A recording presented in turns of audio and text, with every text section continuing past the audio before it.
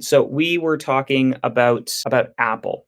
So I think fundamentally the reason that I don't have as much of a problem with Apple as other people as other people do is because Apple is they're moving the conversation towards privacy as opposed to a lot of other companies like Google that have been trying to move the conversation away from privacy and I, transparency. I disagree And about that if you've seen their latest press releases and events what and Google? stuff. Oh yeah.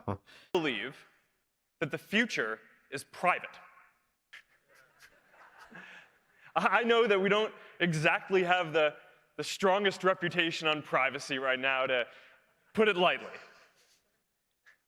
I think Apple has really changed their tone of, you know, should we or should we not care about people's privacy? And now Google's getting to the point of, oh, we should at least pretend we care.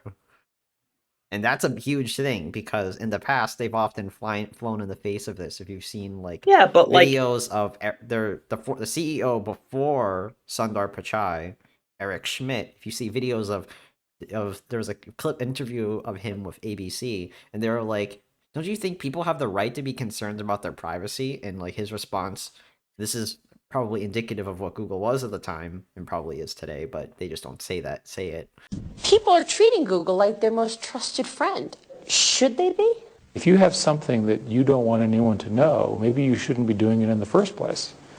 But if you really need that kind of privacy, the reality is that search engines, including Google, do retain this information for some time. And it's important, for example, that we are all subject in the United States to the Patriot Act. It is possible that that information could be made available to the authorities. Compare that to now, where Google is trying to follow Apple's lead, is trying to implement features that make it look like they care, stuff like Flock, for example, right? And I think it is indicative of the kind of power that Apple has in them actually having a competent marketing department. And as we'll discuss later, companies like Microsoft having like some of the most incompetent like marketing team like ever. but Like, like if we can push if we can, like, as consumers, push companies in that direction, like, I think frankly as consumers we don't have a voice because the gods of tech come down onto us and give us the technology that we have. And frankly, it is the God that we choose to worship that gets the power, but it's up to the God to do what they want to do.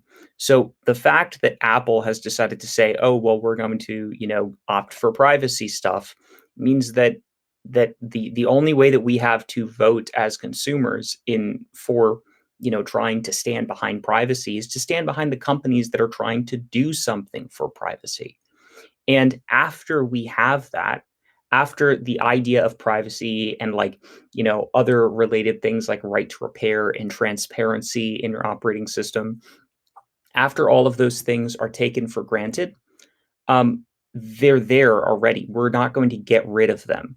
And so, if a new company like Facebook comes along and says, like, "Oh yeah, all of that stuff, well, we don't care about it," people are going to go, "Wait, no, like, you can't just, like, not tell us these things."